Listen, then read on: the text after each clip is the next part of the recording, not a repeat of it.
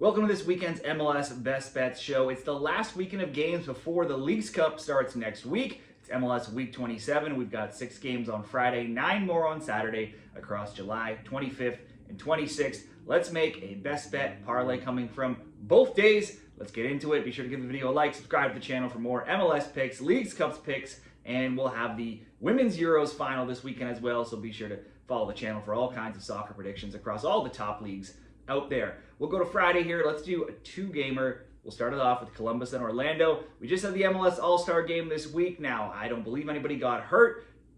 You never know, though. Some people could be slightly rested after playing a little bit of extra time there on Wednesday. I'm going to assume most players are playing, but for the sake of the video, we'll just mention the players who did play in case you want to check the lineups. So for Columbus and Orlando, we had Arfston and Rossi from the Crew, and Orlando, Freeman and Palicic playing as well. So this is a 4th place Columbus hosting 6th place Orlando. There's just 6 points between these teams. The Crew have lost just 4 times all season, just 1 time in 7 games. 2 games back, they lost 3-0 to Nashville, but they got back to winning ways against DC last weekend with a 2-1 win. That shutout loss to Nashville is the only time they've not scored a goal in 15 games. They've also scored in 18 of their last 19. Obviously making both teams to score bet a great bet at 13-2. Orlando's form's taken a little bit of a dip lately. They just have 4 wins in 11, only 1 win in 5, but that win was this weekend, beating New England 2-1. They almost won the game prior as well against New York City, but they coughed up goals late in the 87th and the 91st.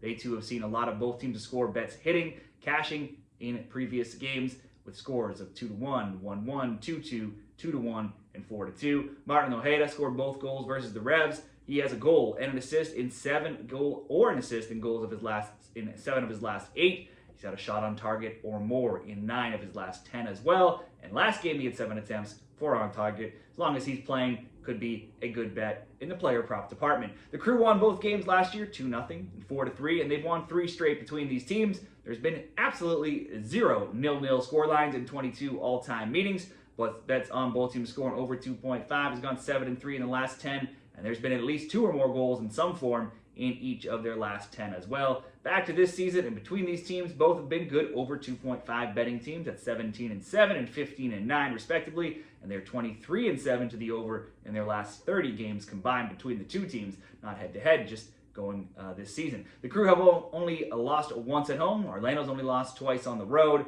I can see goals coming from both here. That seems to be the trend between these teams when they play each other and just generally this season. So let's go both teams to score, Columbus and Orlando, and take a similar approach with Houston and the LA Galaxy out to the west here. Neither of these teams had any players named to the All-Star team. 11th Houston has 27 points. They're going to host 15th LA with 16. Dynamo have only 2 wins in 8, none in their past 3, and they lost 1-0 and 3-0, and then drew 1-1 with Philly on the weekend in their recent games. Despite being shut out in 2 of 3 games and not getting many wins, Houston have still scored in 13 of 15, but they have conceded in 7 of 8 and 9 of 11. The Galaxy season very likely done, but they're still certainly improved in recent weeks, going 3-3-2. In those games, they've scored 2, 3, 0, 1, 3, 2, 1, and 3 goals. On the weekend, they fell behind 3-1 in a big El Tráfico rivalry with LAFC, but they stormed back to tie that one 3-3. That still means they've yet to win on the road all season. They've also given up 30 of their league worst 48 goals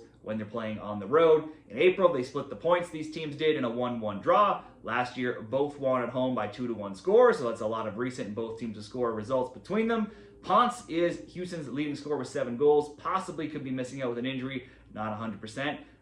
But that gives maybe some concern to bet on the both teams to score, but we just talked about how bad the Galaxy are defensively and especially on the road. So I think the Galaxy are improving. They should score, but their road form all season has proved too poor to expect them to shut anybody out. So we'll go both teams to score between Houston and LA and pair it with that both teams to score Orlando and Columbus plus 144. And we have a big game after this, the late game here, last game on the schedule on Friday night, San Diego and Nashville, which looks like a great one. It would be a great, I love looking at this game as a consideration to bet.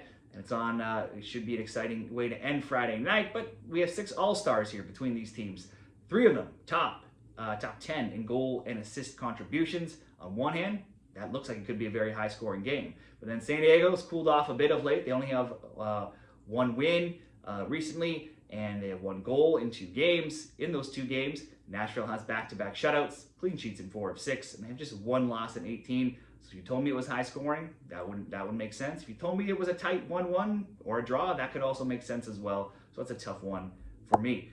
Over into Saturday here, Miami, Cincinnati. All-stars in this game, Miami had none present, but they did have Alba and Messi named to the team. They both sat out. Possibly they could both face a suspension, unless you're designated with an injury. You're supposed to be in that All-Star game. So that's something worth monitoring. It would be weird to see Messi get suspended, but those are the rules. So something to monitor there. Cincinnati had a Robinson and Evander in the game. It's a quick turnaround from a game just over a week ago. It was a 3-0 game for Cincy between these teams. That game saw Evander score twice. Valenzuela also getting on the score sheet in that 3-0 win for Cincy. Cincy did about as good as anybody could do against Messi and Miami, and they held them just 2 shots on target. Next up was a suddenly hot RSL for Cincinnati. That game almost ended 0-0 on Saturday until Luca Orishano broke the deadlock in the 87th minute. Cincy's been red hot with wins now in 6 of 7, goals in 13 straight. Evander has scored in 5 of 6 games for a total of 8 goals as well.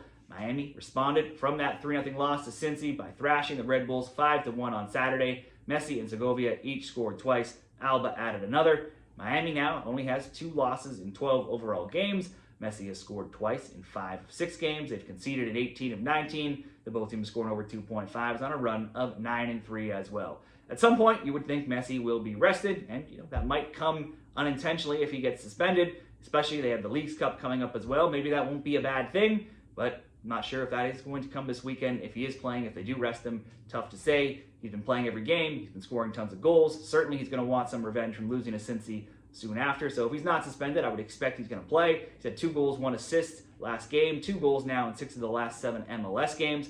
If he's in, always a great bet for a goal. I would expect a better Miami showing. They're only 1-2-5 against Cincinnati in the last 8 meetings here. Both teams to score is going to be the way we go here. That's the way every Miami game basically goes, except for the last time these teams played. But it still looks like a good one, and certainly both teams scoring over 2.5 could be even better. Chicago and New York. Zinkernagel played for Chicago in the All-Star game. The Fire have only 2 wins in 8. One came last weekend, beating Montreal 2-0 on the road. Very rare shutout for Chicago, who only have 1 win now in 14 games. They're always good for scoring themselves, though, having scored now in 6 straight, 13 of 15 as well. In the span of a few days, the Red Bulls had a huge win and a huge loss. First coming back from 2-0 down against New England and winning 5-3, and then getting routed by Messi and Miami 5-1 last weekend. The Bulls have just 1 win, 0 clean sheets in 7, but they have scored a goal in 10 of 11. Now, betting on the Red Bulls on the road, never a good bet. They're just 1-4-7, and they've been outscored 17-8. However, in this matchup, Chicago is also one of the worst home teams. They're just 2-4-4, and they've been outscored when they're playing at home 14-11. So that could make this a great game for both teams to score. In April, New York won 2-1. That makes the both teams to score bet between them 5-2 in their last 7 meetings.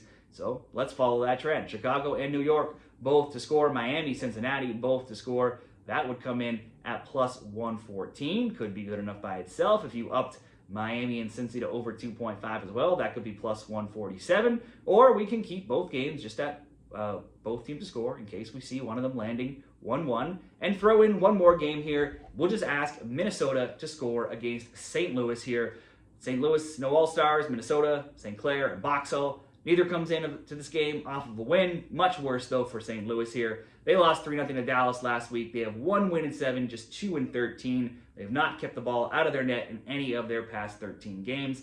Minnesota drew 1-1 and lost 1-0 in their last 2 games. But that loss is their only defeat in 7, and they have only 2 losses in 13. They've scored in 8 of 9. They are going to be missing, though, their top assist man in Perea, who's out with a suspension. The Loons have 20 road points, and only 5 teams have collected more. They could win this game outright, but surely they should at least score. They have scored the 8th most goals in MLS. So if we add Minnesota to score to Chicago and New York, both to score, Miami, Cincinnati, both to score, that'll come in at plus 162 to round out the 2 different parlays, 1 2-gamer on Friday, 1 3-gamer on Saturday. We'll mention one more game here as I started to think about betting Philly to beat Colorado, but it just didn't quite make the final selections here. Philly, Colorado. Philly had Glesnes, Wagner, and Baribo at the All-Star game. Baribo scored, and he got the winning goal and the MVP. Philly's third in the East. They're in the Supporters' Shield race, obviously. tied in second, just 1 point back of first Cincinnati. They've only suffered one loss at home in MLS, where they're 8-3-1. They've scored over 2 goals per game, scoring 26